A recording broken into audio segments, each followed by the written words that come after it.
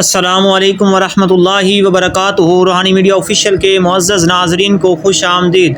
جی ناظرین، کیا آپ نے کبھی سوچا ہے کہ موت کے بعد کیا ہوتا ہے؟ کیا یہ زندگی کا آخری باب ہے یا کسی نئے سفر کی شروعات؟ جب ہم اپنے کسی پیارے کو اس دنیا سے رخصت کرتے ہیں تو ہمارے دل میں بہت سے سوالات آتے ہیں کہ کیا وہ ہمیں دیکھ رہے ہیں، کیا وہ ہماری آواز سن رہے ہیں، اور سب سے بڑھ کر یہ کہ ہم جو نیکیاں ان کے لیے کرتے ہیں کیا وہ ان تک پہنچتی بھی ہیں یا نہیں۔ آج روحانی میڈیا آفیشیل پر ہم انہی اہم اور پیارے سوالوں پر بات کریں گے۔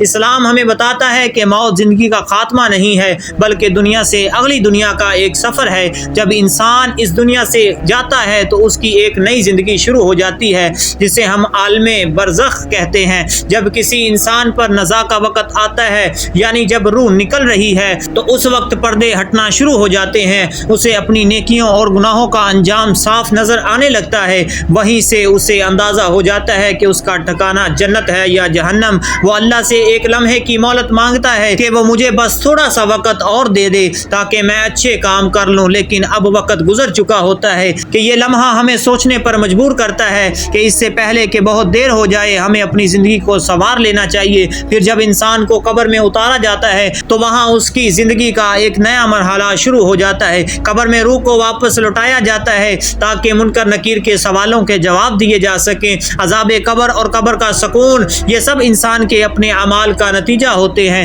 دنیا کی آنکھیں یہ سب نہیں دیکھ سکتی، لیکن یہ بالکل سچی حقیقتیں ہیں جن پر ہمارا ایمان ہے۔ اب ایک بہت بڑا سوال یہ بھی آتا ہے کہ ہم اپنے پیاروں کے لیے کیا کریں؟ کیا ہمارے صدقے، خیرات اور دعائیں ان تک پہنچتی ہیں؟ یاد رکھیے، جب ہم اپنے پیاروں کے لیے دل سے دعا کرتے ہیں، صدقہ دیتے ہیں یا کوئی نیکی کرتے ہیں تو اللہ تعالیٰ اپنی رحمت سے اس کا ثواب مرنے والے تک ضرور پہنچاتا ہے۔ البتہ ہمیں یہ بات بھی سمجھنی چاہیے کہ کسی کو فائدہ پہنچانے کا بہترین طریقہ یہ ہے کہ ہم دین کے بتائے ہوئے راستے پر چلیں۔ اس پوری گفتگو کا سب سے خوبصورت نقطہ یہ ہے کہ ہمارے رب کی رحمت بہت وسیع ہے۔ ہم کتنے ہی گناہ گار کیوں نہ ہوں، اگر ہم سچی توبہ کر لیں تو اللہ ہمیں معاف کر دیتا ہے۔ موت کی سختی ہو یا قبر کی تنہائی، اللہ کی رحمت اپنے ماننے والوں کو سنبھال لیتی ہے۔ ہمیں اپنی عبادتوں پر غرور کرنے کی بجائے ہمیشہ عاجزی سے کام لینا چاہیے اور ہر نیکی صرف اور صرف اللہ کی رضا کے لیے کرنی چاہیے۔ قبر کی ہولناک اور عذاب قبر سے محفوظ رہنے کے لیے نبی کریم صلی اللہ علیہ وآلہ وسلم نے ہمیں چند انتہائی بابرکت اعمال اور صورتیں بتائی ہیں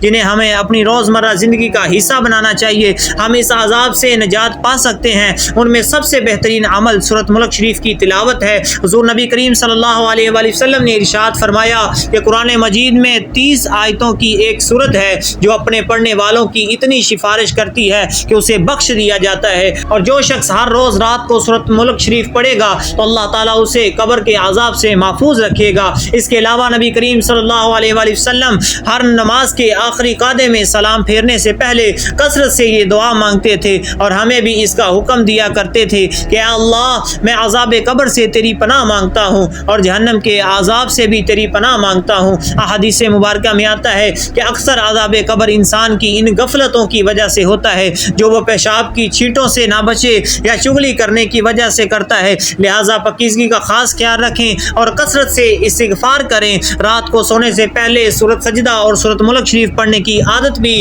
عذاب قبر سے نجات کا ذریعہ بنتی ہے۔ تو موت ایک ایسی حقیقت ہے جس سے کوئی بندہ بھی نہیں بچ سکتا۔ تو آئیں آج ہی توبہ کریں، اچھے اعمال کو اپنائیں اور ان مبارک وظائف کو اپنی زندگی کا حصہ بنائیں اور اپنے پیاروں کے لیے دعاؤں کا سلسلہ جاری رکھیں۔ اگر آپ کو یہ ویڈیو پسند آئی ہو تو اسے لائک اور شیئر ضرور کریں، اور مزید ایسی ہی خوبصورت اور اصلاحی ویڈیوز دیکھنے کے لیے ہمارے چینل روحانی میڈیا آفیشیل کو ضرور سبسکرائب کریں۔